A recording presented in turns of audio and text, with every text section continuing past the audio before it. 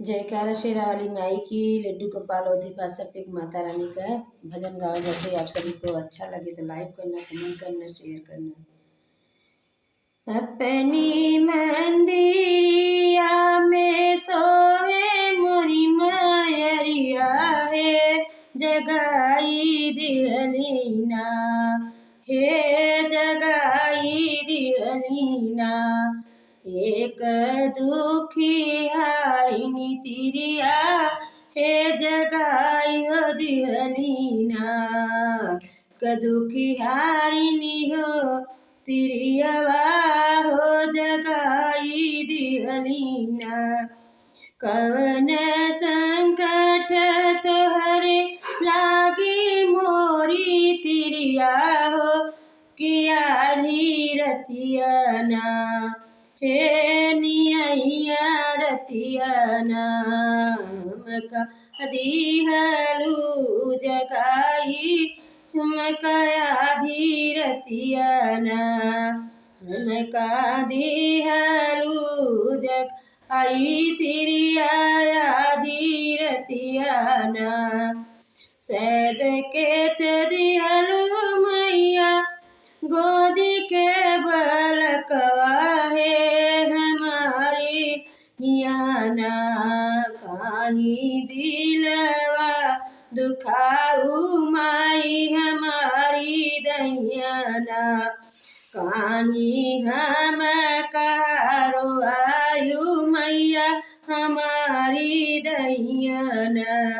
जीनी तू ही रोतिया, जीनी तू ही रोतिरिया होते भोरवाना, तिरिया होते भोरवाना। पूरा होई है तोर मनवा, तिरिया होते भोरवाना। होई है पूरा हर मनवा, तिरिया होते भोरवाना। अपनी मंदिरिया में सोई मोरी मायरिया हो, जगाई दिहलेना। एक कौआ के निर्धनवा हो, जगाई दिहलेना। एक कौआ कई निर्धनवा हो, जगाई दिहलेना।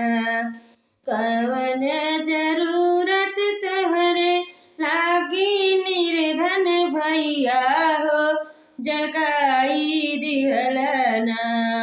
हमारी आलरी निदिया निर्धन भई, जगाई दिहलना।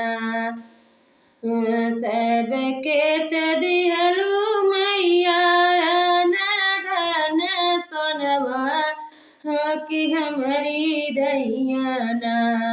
हमके बनवलू निर्धनवा मैया मरी दैयाना। हमके बनायू निर्धनवा मैया हमारी दैयाना। होई दसुबेरवा जीनी तू ही रोवन, धन भैया जीनी तू ही झंक हो, कि होते भोरवाना हो, कि होते भोरवाना। पूरा करबई तोरे मनवा, निर्धन होते भोरवाना। पूरा करबई तोर मनवा, निर्धन होते भोरवाना।